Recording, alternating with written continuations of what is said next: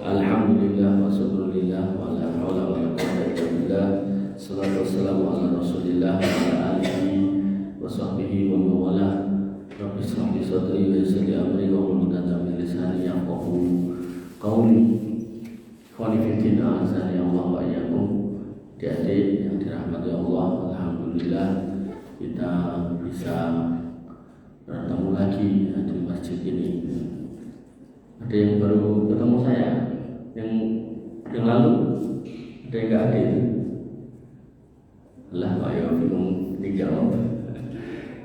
Pertemuan dulu yang hadir ya Pak, atau berarti saya kira ngacung nggak hadir kali gitu. Ya, artinya sudah 2 kali ketemu saya atau kita ngobrol lagi ya. Tema obrolan yang lalu apa? Lali. Apa? Beda-beda. Apa? Yang lalu temanya apa?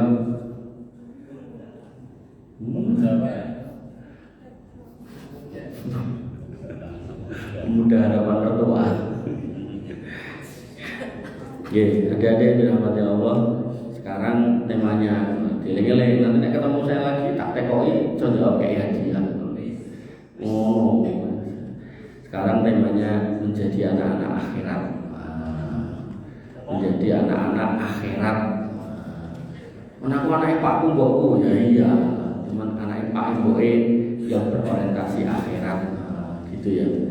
Nah, cuman anak-anak akhirat ini ada beberapa versi. Versi Ibadul Rahman bisa. Nah, yang malam ini saya bawakan versi Luqman Al-Hakim. Ada yang sudah hafal surat Al-Luqman? OTW, Masya Allah, luar biasa ya. Jadi anak-anak akhirat itu nanti ini bukan istilah gawe-gawean saya sendiri, tidak. Nanti kita ngutip dari perkataan salafun as-sholih, pendahulu kita yang sholih, tentang anak-anak akhirat, yaitu Ali bin Abi Thalib. Beliau mengatakan, kun abnaul akhirah, jadilah anak-anak akhirat, wala takun abnaud dunia, jangan jadi anak-anak dunia.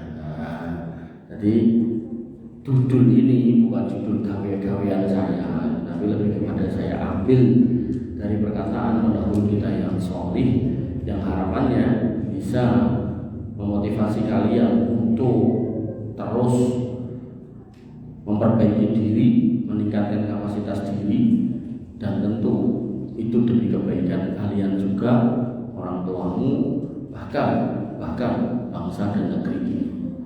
Dan orang pintar itu, mobil khusus yang santri itu pintar, wah itu dibutuhkan banget, benar, dibutuhkan banget. Jadi istilahnya apa ya? Saya keliling di banyak masjid itu yang apa istilahnya pengajaran itu saya nengin. Jadi kasihan orang-orang yang ada di kampung-kampung itu kadang tuh diajarin orang saya nengin. Ya udah sih diajarnya bener ya, alhamdulillah. Kadang itu ajarannya aneh-aneh rakam karuan.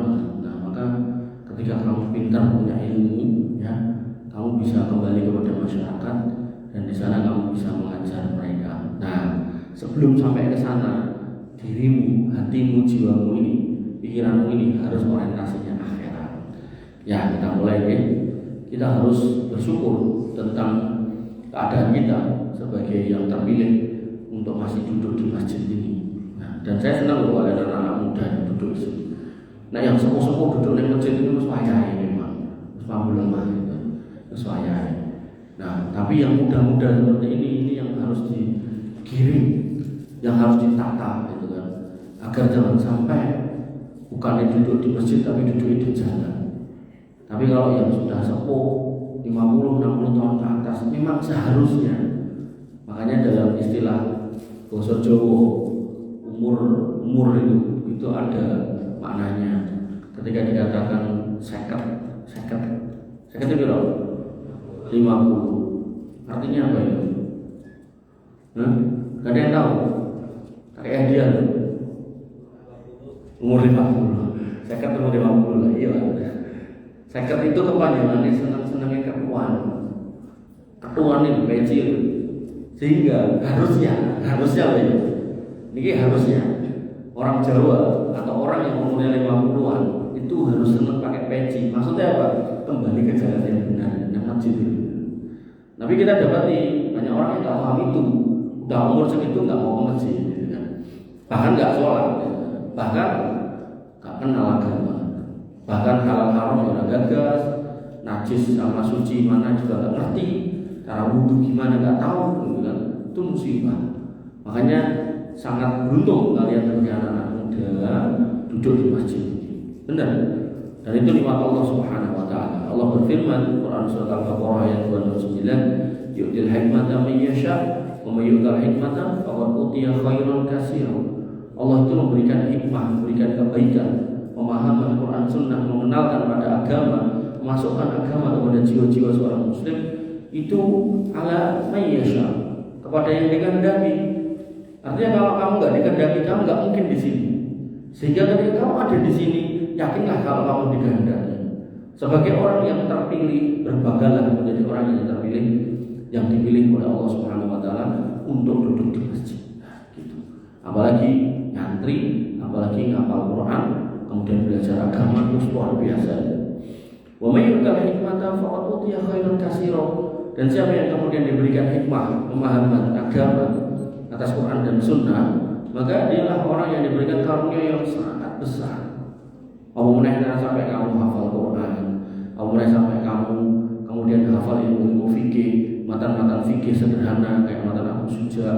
Wah, nek kamu hafal, kamu ketemu orang ditanya, "Hukum iki Mas?" Ngeten, "Hukum iki Mas?" Ngeten.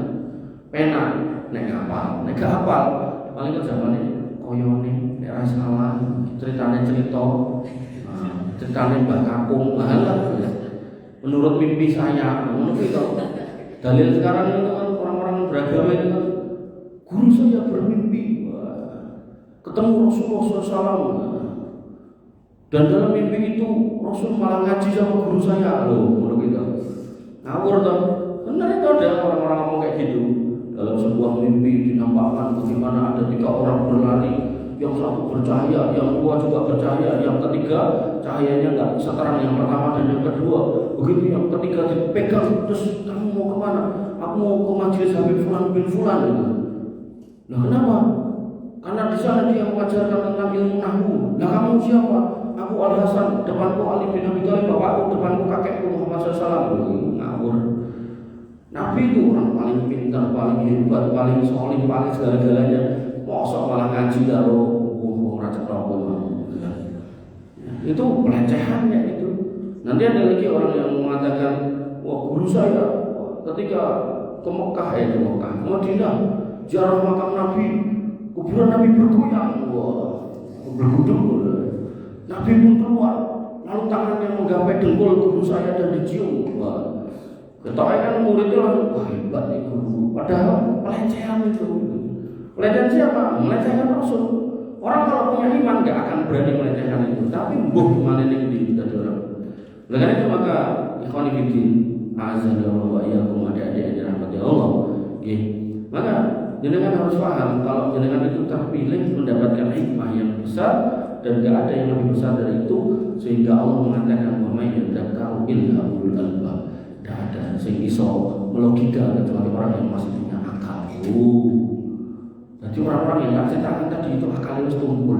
Kok iso Nabi ini dilecehkan kok dia diam aja, malah memuja-muji si guru ini memang. Wah berarti guru wali. Padahal wali ini ada macam-macam.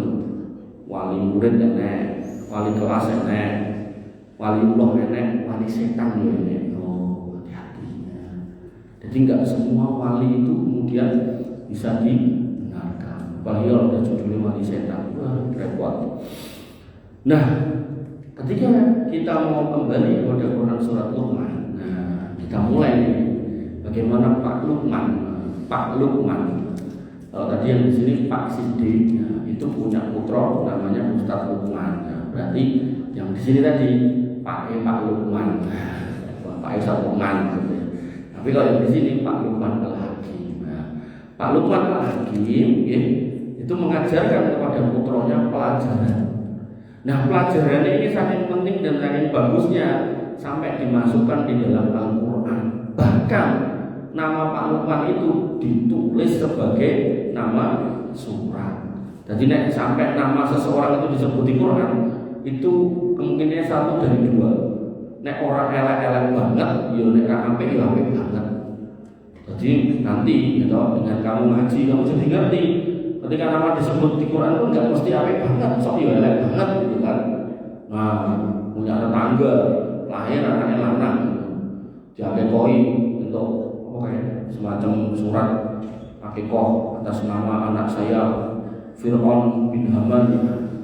Wah, ngono pindahkan dan ono Pak niki kok jenenge Fir'aun lho, kan Fir'aun disebut di Quran Mas. Pak, enggak semua yang disebut di Quran itu wong apik, Pak. Termasuk Fir'aun iki lho, Pak. Ngono ya, cuman wae ya. Tetanggane ada yang keliru dinasehati, musake. Ngono nganti gede atau nyantri atas nama Fir'aun. Sake dia bingung, mesti sekolahnya gue helm ditutup raine isin Nah, Pak Luqman mengajarkan putranya pada Quran surat Luqman ayat 13 yang pertama. Dan ini yang harus kamu pegang dalam hidup sebagai anak-anak akhirat itu, kamu harus punya orientasi ini. Yang pertama, yang paling utama, wa idh qala Luqman libnihi wa huwa ya'iduhu ya bunayya la tusyrik billah inna syirka la dzulmun adzim. Dan ingatlah ketika Pak Luqman itu ngajari putranya, ngajari ilmu pada putranya. Ini gak disebut ilmu matematika, ilmu apapun. Ilmu ini yang diajarkan yang pertama. Jadi kalau kamu ahli matematika, ahli fisika, ahli apapun, kamu gak ngerti ini, wassalam, selesai dulu. Maka yang pertama ini Pak Luqman mengajarkan kepada putranya, ya bunayya la tusyrik billah. Jangan pernah wahai anakku kamu berbuat syirik kepada Allah. Inna syirka la dzulmun adzim. Yang namanya kesyirikan itu kedzaliman yang sangat besar, dosa yang sangat besar. Akbaril kabair, dosa besar yang paling besar itu namanya syirik. Dan syirik itu ada dua, syirik besar dan syirik kecil. Sehingga nek judulnya syirik besar, Mas, lebu wae Mas. Mas, masuk aja. Jangan intip-intip. Ayo masuk sebelum digendong. Ayo masuk. Intip-intip ke kamar mandi. Sini lu, masih ombo. Sana lu. Alah. Malu-malu kayak perempuan di sana. Nah, ngono lu. Berjalan dengan tegap, wah, seperti laki-laki. Itu seperti laki-laki. Emang laki-laki ya? Nah, balik ke sini ya. Nah, jangan berbuat syirik. Nah, syirik itu ada dua, syirik besar, syirik kecil. Syirik kecil itu adalah riya, termasuk di dalamnya sum'ah. Nah, selainnya berarti syirik besar. Contohnya, nah ini penting nih. Contohnya apa syirik besar? Satu-satu dari sana sampai sana. Ayo kamu yang pakai ngomong budi. Nah, satu syirik besar. Nah itu maknanya. Contohnya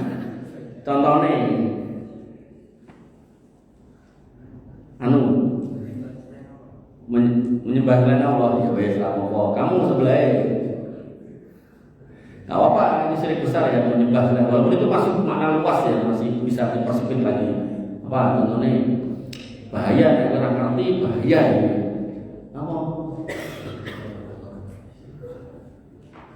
Ayo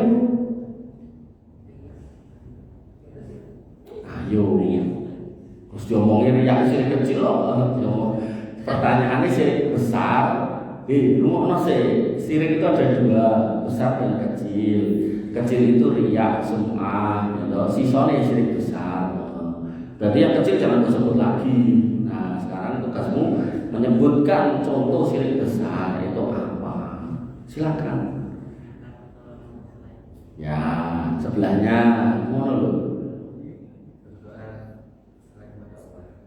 Berdoa selain kepada Allah, doa kepada selain Allah ya, semua doa ya sebelah apa? Sombong. masih kurang tepat. Ganti.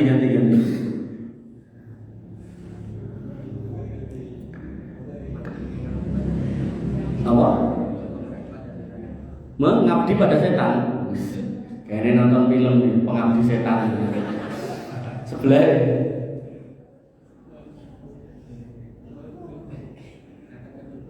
datang ke dukun, ya bisa. Sebelah ya tinggal kamu datang ke dukun, kamu jadi dukun, nah ngono ya bisa. Loh kok bingung ya, tapi dijawab mau loh jadi dukun. Nah, dengan boten usah Mas iki wae bocil wae. Nah, ayo Cil. Apa Cil? Ponen. Don. Setelah subuh.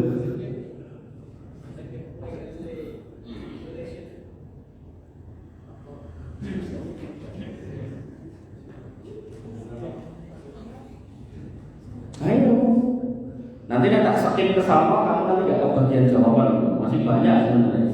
Nanti ke sama kamu pada jawab, kamu malah kasih jawab apa?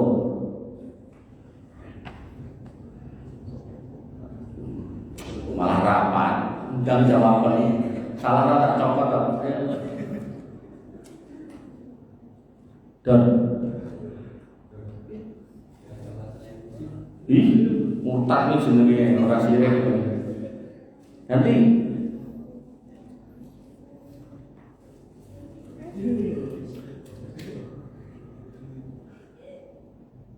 Dor udah sana tadi apa?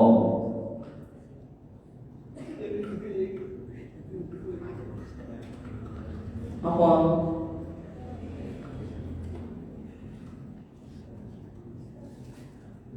Suwene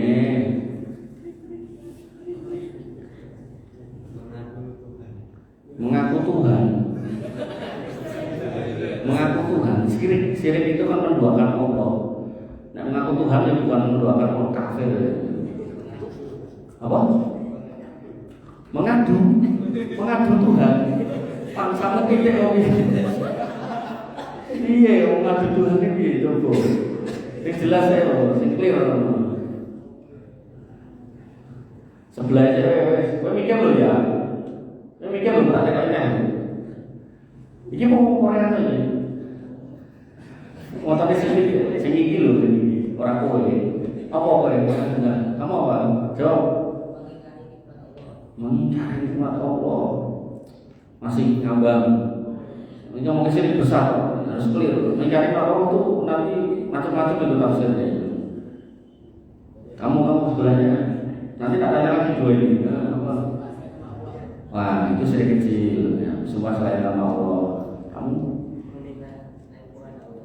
Minta selain Allah. Enak loh minta selain Allah. Terus ini belai. Tiga nanti tak tanya lagi loh. 1, 2, 3. Silakan pikir lagi. Oh, kamu juga. Kamu. Oh. Malah bukan tadi sudah disebut di sana. Sudah nggak boleh. Karena itu terjemahan syirik, terjemahan toto bukan terjemahan. Kamu? Mikir tenang, dia negara.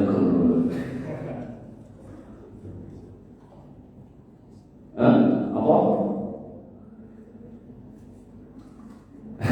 Iya, saling memandang. Nah, kamu apa? Percaya ramalan bisa, menjadi tukang ramal bisa, datang minta sihir bisa, jadi tukang sihir bisa, nyantet ya bisa, pelet ya bisa, boleh, oke. Ayo lagi buang sajen bisa, boleh pesugihan bisa, boleh, oke banget. Ya banyak contohnya, dan kamu harus hati-hati karena di Indonesia gudangnya. Makanya kamu kalau nggak hati-hati, nggak belajar dengan benar, kejeblos di sini dan bahaya. Kenapa? Karena orang-orang yang berbuat kesyirikan itu pasti nyemplung neraka dan nggak akan keluar selama-lamanya. Wa may yusyrik billah faqad iftara isman mubina isman adima.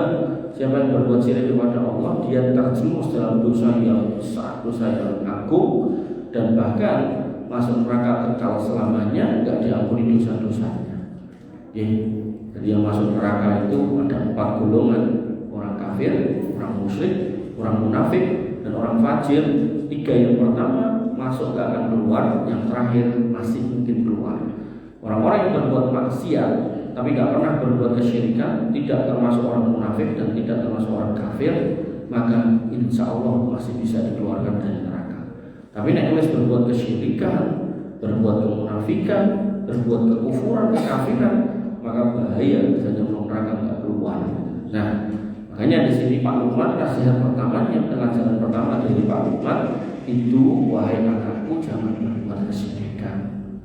Benar, jangan berbuat kesyirikan. Kita, kalian, ya saya kadang juga ketika dengar berita si A bunuh si B, itu responnya itu ketok wanyel, marah gitu. Tapi begitu kita lihat berita sebuah kepala kebo dilempar ke laut selatan, kita biasa aja.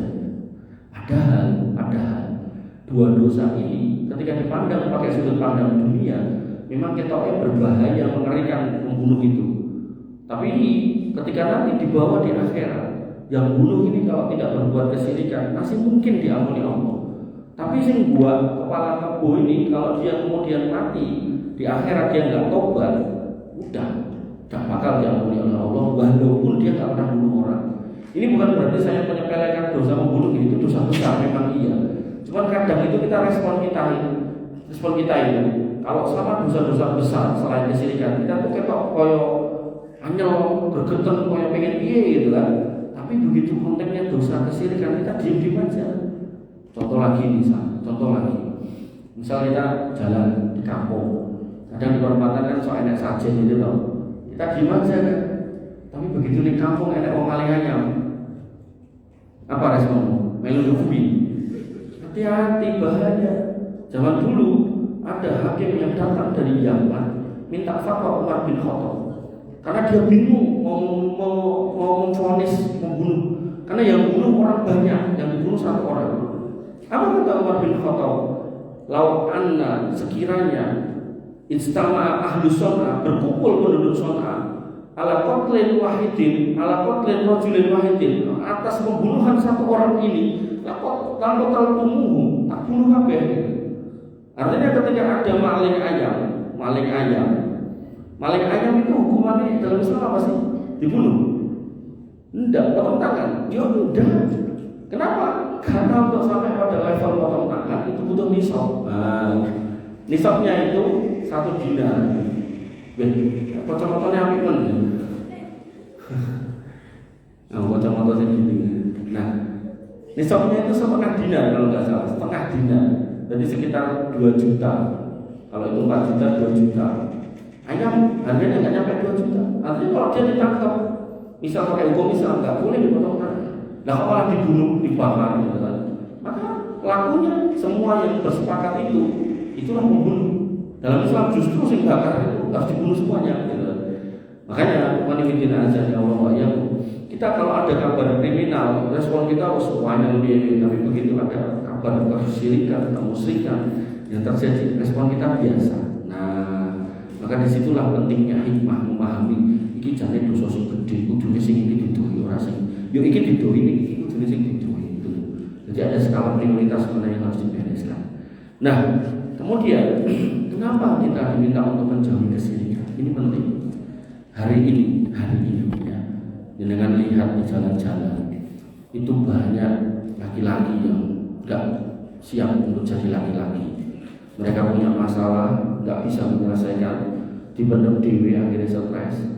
Makanya kamu dapati di jalan-jalan itu orang gila kebanyakan jenis kelaminnya laki-laki. Bahkan yang gila kalau zaman dulu tuh orangnya udah sepuh-sepuh. Sekarang itu cah cilik-cilik kayak udah banyak yang gila. Nah, kenapa? Karena dia enggak menata imannya dengan baik. Allah Subhanahu wa taala mengatakan pada surat Al-An'am ayat 82, alladzina amanu wa lam yalbisu imanahum bidzulmin ulaika lahumul amnu wa hum muhtadun. Orang yang beriman dan kemudian tidak mencampur adukan keimanannya dengan kedoliman, maka dia akan dijamin kenyamanannya, keamanannya, ketenangannya, dijamin hidupnya gak bakal pusing, gak bakal aneh-aneh. Wahum muhtadun, dan mereka akan mendapat petunjuk. Para sahabat ketika membaca ayat ini, mereka agak protes kepada Nabi SAW. Ya Rasul, ini ayat melarang mencampurkan keimanan dengan kedoliman. Pertanyaannya, siapa di antara kami yang tidak pernah berbuat dolim? Dolim itu kan buat usai bifihui, makani, meletakkan sesuatu tidak pada tempatnya. Misal kamu punya sendal, harusnya di kaki ya toh. Tiba-tiba sendalnya sugi, ya itu salah gitu kan. Kamu punya kopiah harusnya di kepala, lalu pakai sendal, itu kan salah gitu kan. Nah, maka semua kita pasti pernah berbuat dolim. Dan sahabat bertanya, ya Rasul, siapa yang gak pernah berbuat dolim? Gak ada, kita semua pernah berbuat dolim. Makanya kalau ayat ini ada seperti ini bunyinya, orang yang selamat mendapatkan kenyamanan, ketenangan dunia akhirat itu orang yang beriman tapi gak pernah berbuat dolim. Siapa orangnya? Kami tak ingin ngerti. Gak ada. Tapi apa kata Nabi SAW? Alam tasma qaula Luqman libnihi wa huwa ya'iduhu id qala ya bunayya la tusyrik billah inna syirka la dzulmun adzim. Kamu gak dengar? Apa kamu gak tahu apa yang dimaksud kedoliman? Itulah yang dikatakan Luqman kepada anaknya, yaitu jangan berbuat syirik. Syirik itu kedoliman yang besar. Jadi kedoliman pada ayat Al-An'am 82 ini yang dimaksud adalah kesyirikan. Sehingga bisa disimpulkan, Fanifidin azani Allah, adik-adik yang dirahmati Allah, ketika kamu hari ini diberi rahmat Allah untuk duduk di pesantren, duduk di masjid, belajar agama, kamu pelajari tauhid yang benar itu, sehingga nanti begitu kamu fight sendiri menjadi seorang suami, menjadi seorang kepala keluarga, bahkan mungkin kamu menjadi pemimpin negeri ini, entah levelnya apa saya nggak tahu, maka dengan dibingkai pada akidah yang benar, tauhid yang benar, insya Allah anti stres, anti mumet, wis dalane gampang, dalane penak. Ada masalah sithik Allah yang ngasih jalan, ada problem sithik Allah yang ngasih jalan keluar. Ada kebutuhan yang kita nggak kepikir duitnya dari mana, Allah yang ngasih rezeki. Nah, Allah ngasih rezekinya lewat mana? Terserah Allah lewat mana saja. Karena Allah sudah menjanjikan jaminan keamanan buat mereka yang berani menyatakan diri iman dan tidak dicampur dengan kesyirikan. Penting itu kamu paham. Ya, jadi kamu lihat orang berbuat kesyirikan itu harusnya rasa di hatimu itu berkecamuk. Kok gini? Nek ngerti-ngerti ditekai gempa bumi kampung ini. Makanya seumuran sekalian itu kerjaan saya itu nek ada mbah-mbah pagi kayak saja gitu. Nanti mbak ngomong sajane tak jiko tak gula gitu. Niku nek kampungnya sekampung sama saya. Nek kampungnya rada ado, ketok adoh ngono. Saya nek peda ontel. Teko kono tak sapa, just tinggal ngomong. Dan saya enggak pernah sakit aneh-aneh, saya enggak pernah mengalami aneh-aneh, dan hidup saya biasa-biasa aja. Maksudnya enggak yang gimana-gimana gitu loh. Saya merasa baik-baik aja, sehat walafiat gitu. Bisa ketemu sama kamu gitu. Ya, maka pastikan kamu ada di barisan orang-orang yang menjaga ketauhidan itu. Jangan sampai justru ya kita ketemu lagi naudzubillah 20 tahun lagi atau apa itu kamu malah yang menjadi pelopor kesyirikan. Kowe sing pikul ndas aku sing kuwi ning laut kaya kowe. Kalau sing ngaji karo aku ning Istiqlal salah mangan apa to kaya. Ampun ya, jangan sampai kamu harusnya mendakwakan itu, jangan sampai di negeri kita ini ya makin bertambah hal-hal seperti itu. Harusnya manusia itu bertawakal kepada Allah. Namun segenap ngerti loh, laut sak mono banding ku sing duweni Gusti Allah, iwak sedemikian banyak jenisnya, dari mulai jumlahnya yang banyak, jenisnya yang banyak, itu yang menciptakan Allah. Garek nangkep nganggo jaring lho, dadak buat ada sabuse itu kan aneh gitu. Aneh. Ibaratnya gini, contoh ya, misalnya rumahmu. Di rumahmu tersedia makanan banyak, di rumahmu tersedia minuman banyak yang halal-halal tentunya. Tiba-tiba temanmu datang. Terus, mohon maaf, kamu punya pembantu di luar, lagi nyapu. Nah, temanmu datang, masuk ngambil makanan yang kamu ada di rumahmu, sakarpe diri. Terus kamu bilang sama temanmu, bro, awake dhewe lah pernah nyantri bareng kok ning pondok pesantren jenenge Darut Takwa, tempat orang-orang bertakwa, menata takwa gitu. Nah, salah satu bentuk ketakwaan itu kan punya adab kalau bertamu. iki kan omahku, iki kan pangananku, iki kan minumanku. Kowe kok comot-comot ra ngomong, apa kowe mbiyen lali tau diajari adab berkahmu iki piye? Sapa ngomong aku ngomong, aku wis ngomong karo kae bapakmu sing karo omah lagi nyapu. Gus, kae dudu bapakku, kae pembantuku. Lagi ngapain kamu ngomong sama dia? Kok sing di omah aku? Paham ra kowe? Bro, laut itu yang punya Allah. Isinya juga yang nanti ngasih Allah, macam-macamnya Allah. Harus diminta sama Allah. Lah ngapain minta sama orang kidul? Orang kidul, orang jumbrang, orang mati, tak pirang-pirang, orang kabeh. Akhirnya apa? Orang jiwa ya gitu kan. Mereka pun juga nggak pernah delok loh. Menungsone anu makhluk bentuknya kayak gimana? Nanti nih yang gambar wong wedok anu selendang gitu tuh. Nanti nek di Pangandaran sama di Jogja itu harus beda kira gitu. Sisine selendangnya biru, sisine selendangnya hijau tidak salah. Terus sisine nganggo apa, sini nganggo apa, ada sing numpak ulo-ulo barang. Sing bener sing endi gitu kan. Soalnya laut kok numpak jaran, memang ya malah numpak paus loh. Maka itu loh manusia, keterbatasan akalnya dalam menggambar ilah Tuhan yang mereka pertuhan, akhirnya aneh-aneh macam-macam. Makanya kalau kamu lihat orang Nasrani, mereka akan menggambar Tuhan. Nanti tiap gereja itu beda-beda. Enak sing Tuhan itu untuk gondrong, enak sing gondrong banget, enak sing fotonya untuk gede, enak untuk sipit. Nah ini kota barat kayak Tuhan itu cukup, kerja rambutmu itu, rangan tontonan jadi. Itu menunjukkan manusia itu terbatas dalam logika Tuhan. Gitu. Makanya ini Allah mengatakan laisa kamitslihi syai'un wa huwas samiul basir. Allah itu enggak serupa dengan kita. Mbok sangka dengan kamu ya enggak ada. Allah itu kadang kayak kamu enggak ada. Makanya nanti dalam bab Dajjal ketika Dajjal itu muncul, dia menawarkan ketuhanan, aku Tuhan sembahan aku. Nek gak percaya tak tekokke udang, nek gak percaya tak tekake kesuburan tanah, danau-danau kering tak kasih air, nek gak percaya kamu tak matikan nanti tak hidupkan, semua dilakukan. Begitu kemudian ketemu dengan seorang pemuda yang solih, yang berilmu, mudah-mudahan bukan dari Darut Taqwa, karena nek ketemu Dajjal ya perkara luar biasa. Mudah-mudahan pemuda yang lain. Nah, begitu ketemu orang itu, dia pun mengatakan kamu Dajjal pun nesu, akhirnya dipateni. Begitu dipateni, dibelah dua, dibuang satu ke timur, satu ke barat, terus ditekaknya durip ke meneh. Nanti dalam sebuah riwayat itu badannya yang sudah terbelah ini dilewati kalau Dajjal, dicolot itu, menunjukkan dia mati. Nah, kemudian dihidupkan lagi. Begitu hidup dikatakan, "Duh, kowe mau urip tak pateni, saiki tak urip meneh. Berarti aku Tuhan." Kata pemuda yang soleh ini, yang ngaji, yang bermajelis ilmu, yang mendapatkan hikmah dari Allah ini, dia mengatakan, "Ora, aku malah mantep nek kowe Dajjal, soalnya Nabi Muhammad pernah ngomong ngono kuwi, kaya ngene iki bakal kedadean, tur tak kandhani. Nek matamu kuwi picek siji." Lho. Fa'innaka akwar ini picek Mas. Jadi matanya dua sakit satu. Dan itu menjadi pertanda ketidaksempurnaan. Paham nggak? Menjadi pertanda ketidaksempurnaan. Jadi Dajjal itu bisa menyembuhkan orang sakit, mematikan orang hidup, menghidupkan orang mati, menyembuhkan orang buta, mendatangkan hujan, mengeluarkan isi perbendaharaan bumi emas perak iso ditokke. Tapi satu dia nggak bisa, menyembuhkan matanya sendiri. Nah, makanya tadi kan ada saya ngomong dukun-dukun tadi, itu ada dukun yang diparani dari orang manapun, minta diajari tirakat atau cara supaya sugih, syarat-syaratnya apa dituke, dipiye carane gitu kan.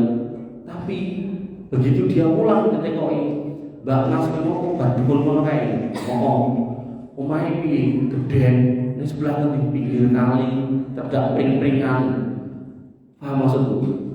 Artinya gini loh, orang lain minta dia sugih, wong dhek dhewe kere gitu loh. Lah kok dene nek emang iso carane sugih ya disugih awake dhewe lho. Dok ora kowe. Ngono lho. Makanya jangan sampai ketipu karo setan ya, Dok. Setan itu pinter banget niku. Ya, ikhwan fillah azani Allah wa iyyakum.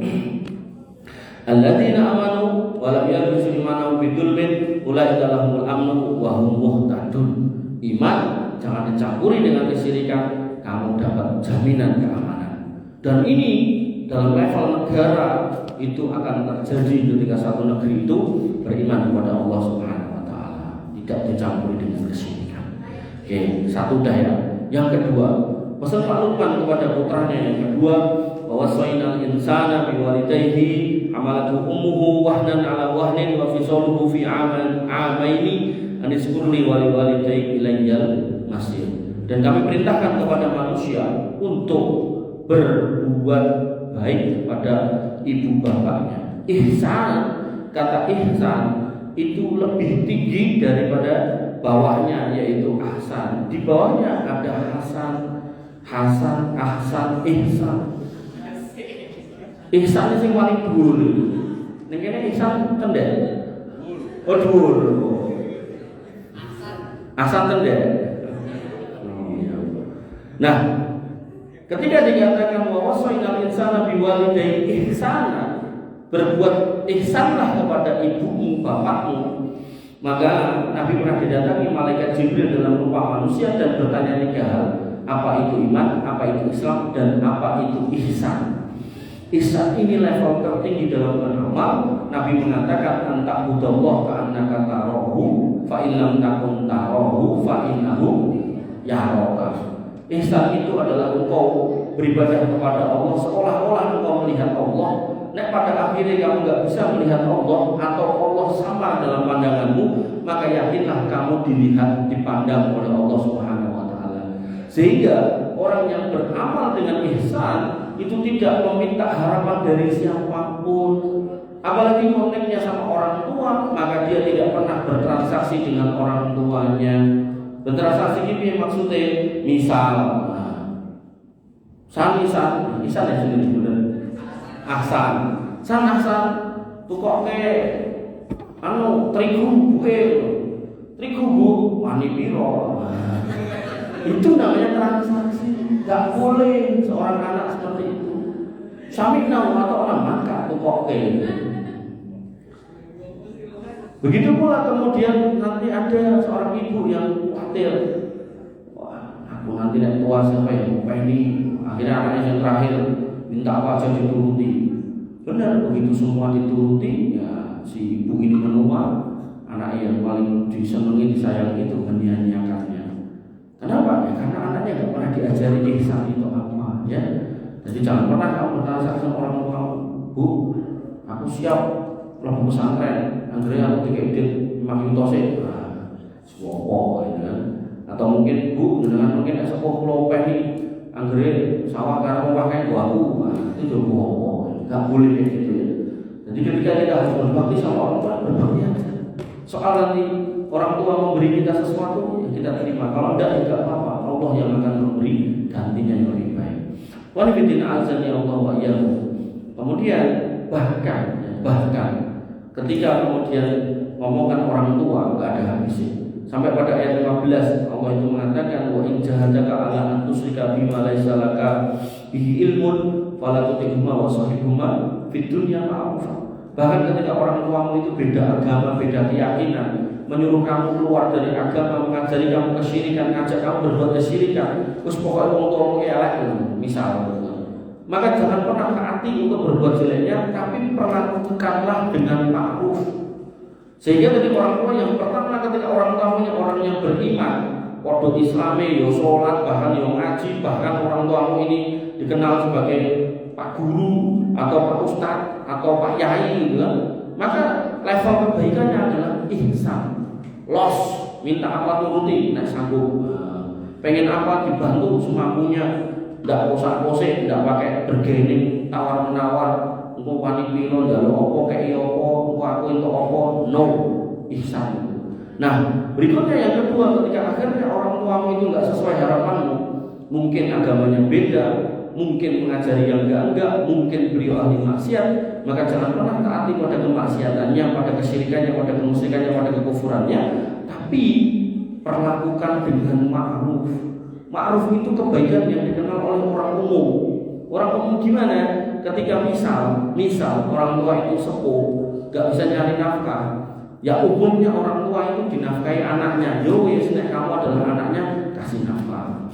Orang tua itu sudah sepuh nggak punya tempat untuk berteduh, maka umumnya orang tua yang sudah sepuh nggak punya tempat berteduh itu ditampung sama anaknya. Yo wis tampungan gitu loh.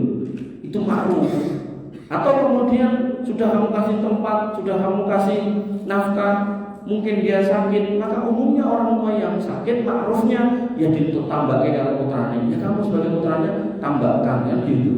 Jadi jangan sampai wah bapakku, wah mamanya rasa tua ya tobat biar mati aja, nggak boleh.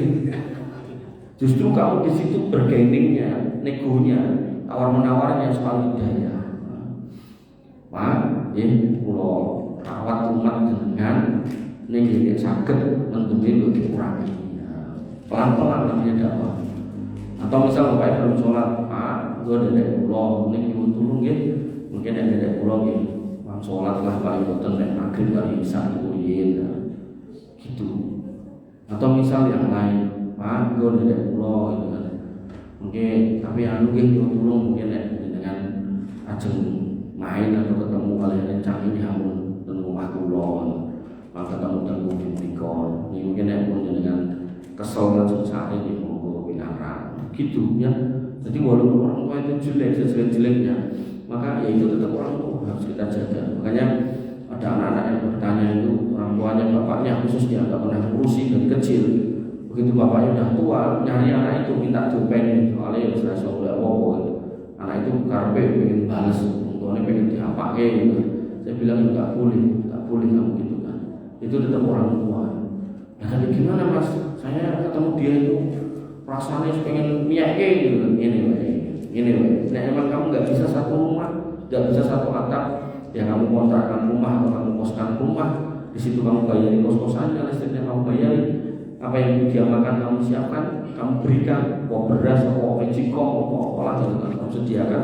Wes di situ kewajibanmu sebagai seorang anak gugur, walaupun dia dulu mendolimi kamu, maka kedoliman orang tua kepada anak tidak boleh dibalas oleh anak, biarkan Allah yang membalasnya, gitu ya. Jadi ada kondisi yang tidak boleh dibalas, yaitu ketika urusan dengan orang tua. Bapak Ibu yang dirahmati oleh Allah, jadi yang dirahmati Allah. Kemudian yang ketiga, pelajaran dari Pak Lukman kepada putranya. Tadi tauhid, kemudian yang kedua bagi sama orang tua. Orang tuanya kalau Muslim diminta untuk berbuat ihsan, kalau orang tuanya kalau Muslim diminta untuk berbuat ma'ruf. Maka yang ketiga, Pak Lukman menasihati putranya agar putranya jangan suka berbuat dolim. Allah berfirman pada Quran surat Luqman ayat 16, ya bunayya innaha in takum mithqala habatin min khardalin fatakun fis sahrah aw fis samawat aw fil ardi ya'ti biha Allah innallaha latiful khabir. Pak Luqman berkata, wahai anakku, ya bunayya itu panggilan kesayangan. Hei cah ganteng, ngono istilah cah ganteng, hidup cahayu gitu.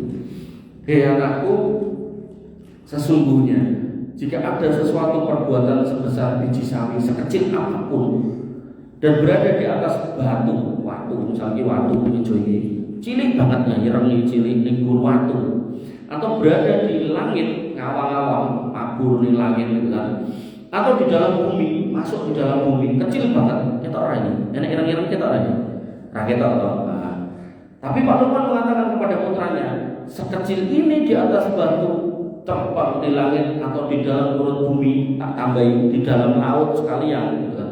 Maka niscaya Allah akan mendatangkan balasannya. Sehingga Pak Lukman menekankan innallaha latiful khabir, Allah itu maha halus, detail banget. Kemudian khabir, maha mengetahui, tapi mengetahui dengan teliti. Sehingga kamu sebagai anak muda harus hati-hati, jangan sampai berbuat dolim. Kamu lihat berita SMP kene karo kene tawurane mending nek nganggo bantal, nganggo celurit gitu kan. Pak nganti bingung karet karete ilang dienggo sekolah karo anake dilebokke kelas. Dan gitu kemudian ada korban jiwa. Terus dia ketawa-ketawa, diupload di medsos. Wah, kita menguasai jalanan, penguasa jalanan gitu kan. Kok tegal polisi nangis. Nangis ada di medsos itu.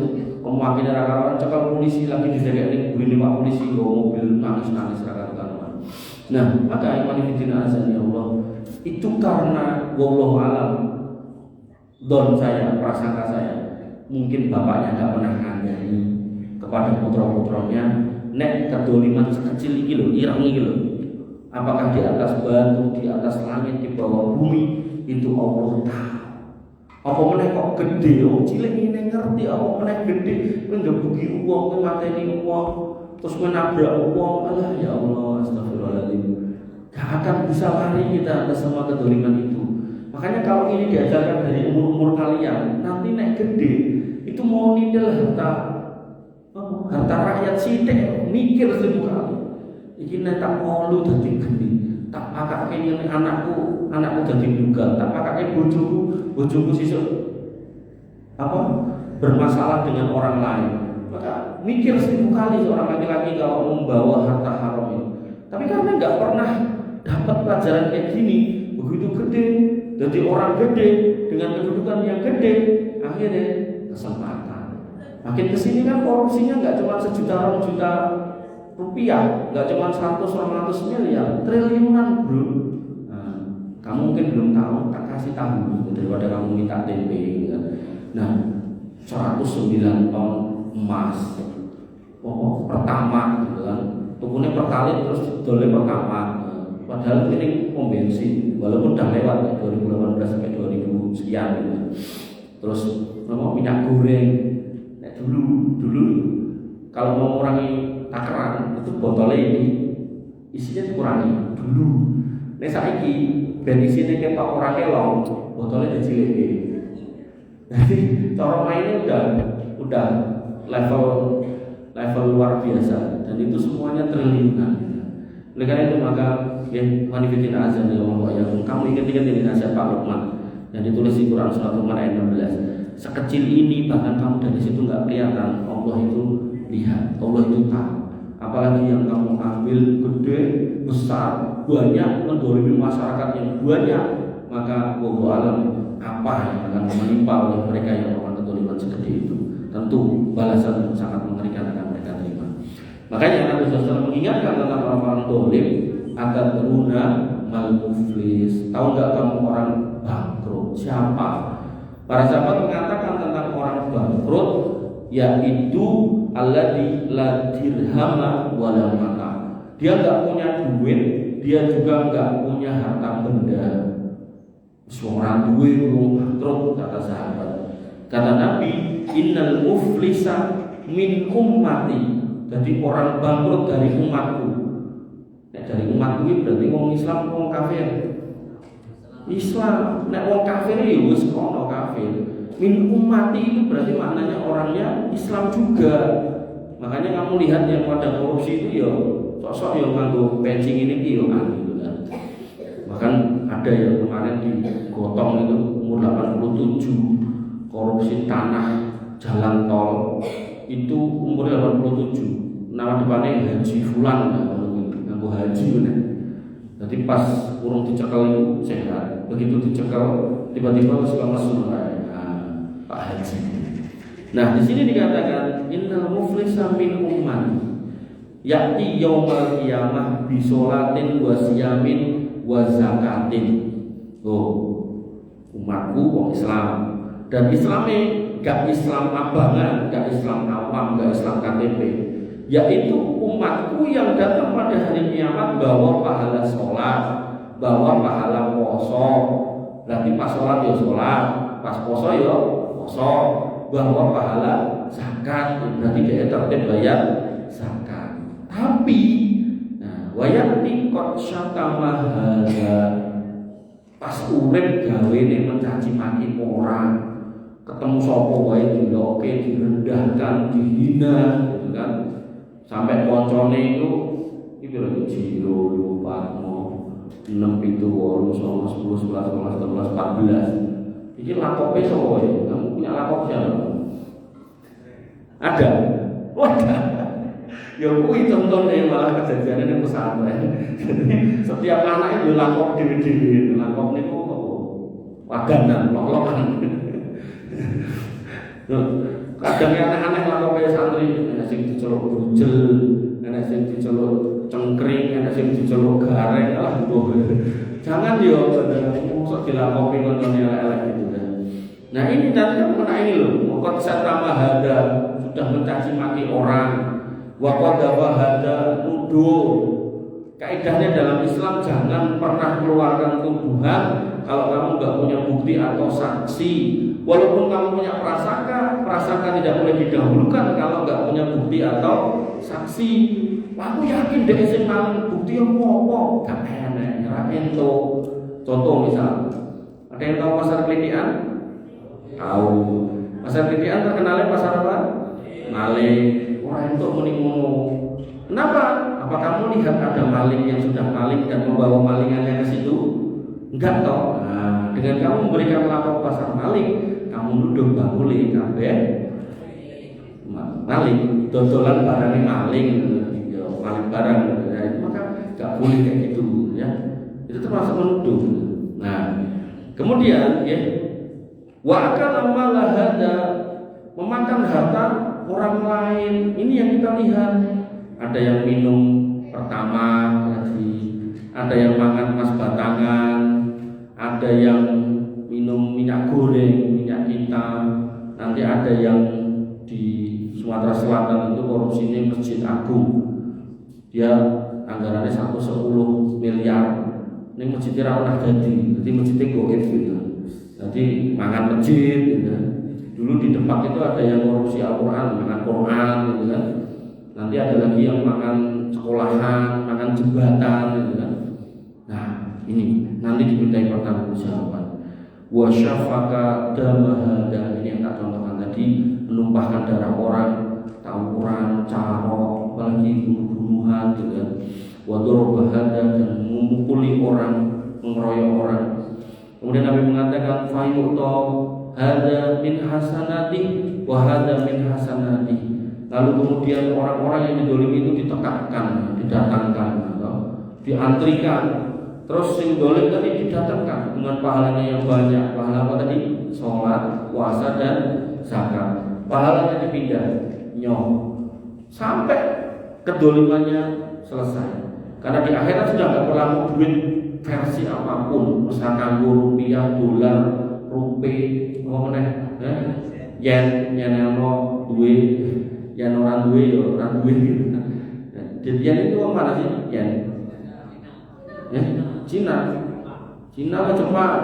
Jepang. Nek Cina apa? Yuan. Aku orang duit tapi yo ngerti gitu. Nah, didatangkan itu. Nah, terus nanti ada yang digebuki lagi didatangkan, ada yang juga yang dicaci maki didatangkan semua. Ternyata habis pahalanya faniyah hasanatu qabla ayyubto, pas meh dicocok-cocokin orang kesolihannya awalnya udah habis ditunggu, maka alaihi ukhida min khotoyahum, giliran saya ini gak pahalanya habis, dosa-dosa yang belum, orang-orang yang didolimi ini belum kebagian pahalanya, dosanya diambil, dipindah ke si orang yang dolim ini. Kemudian terakhirnya dia nggak punya kebaikan, malah dosanya bertambah. Faturihat alaihi tsumma turiha finnar, kemudian dia dilemparkan ke neraka. Padahal min ummati, dari umat Muhammad SAW, kemudian dia bawa pahala sholat, puasa, dan zakat. Hati-hati ya. Makanya tadi di depan kita patut bersyukur karena Allah memberikan kita hikmah. Hikmah yang dimaksud adalah ilmu yang hakiki adalah Quran dan Sunnah yang qadarullah inilah diberikan kepada kalian melalui pesantren oleh para asatidz yang ada. Kamu terima, kamu simak, kamu dengarkan, kamu aplikasikan. Nah, kita sudah belajar yang pertama jangan berbuat kesyirikan, yang kedua jangan berbuat durhaka kepada orang tua. Kalau orang tuanya muslim maka perlakukan dengan ihsan, kalau orang tuanya non muslim maka perlakukan dengan ma'ruf. Yang ketiga, jangan pernah berbuat kezaliman sekecil apapun, usahakan jangan pernah santri biasanya apa gosok ya pakai sendalin temennya, nggak tahu dapat apa, mungkin jeroan barang digosok kali. Sepaku kok ora enek digo koncone jebule. Ya, maka hati-hati ya. Jadi jangan pernah berbuat kedzaliman. Itu dulu 3 yang bisa saya sampaikan. Masih ada yang lain, kayaknya waktunya tinggal 5 menit ya. Bisa buat persiapan yang lain. Ya, jadilah pemuda-pemuda akhirat, jangan jadi pemuda-pemuda dunia. Kata Imam Ali yang tadi di depan saya sampaikan, kun abnaul akhirah wala takun abnaud dunia. Jadilah anak-anak akhirat yang berorientasi akhirat, jangan menjadi anak-anak dunia yang nanti boleh senang, orang senang pilih rusuh, maka itulah anak-anak yang celaka. Jadilah anak-anak yang baik, orang tuamu buatlah tersenyum, jangan sampai kamu membuat mereka menangis karena kelakuan yang kalian bikin. Jangan lupa ini bulan Ramadan, bulan yang baik untuk berdoa, doalah untuk kebaikan kamu dan juga doakan semua orang tua kalian. Berkaitan dengan satu mengatakan mungkin bermanfaat, kalau lebihnya saya mohon maaf. Alhamdulillah, subhanallah wa bihamdihi, asyhadu an la ilaha illa anta, astaghfiruka wa atubu ilaik. Assalamualaikum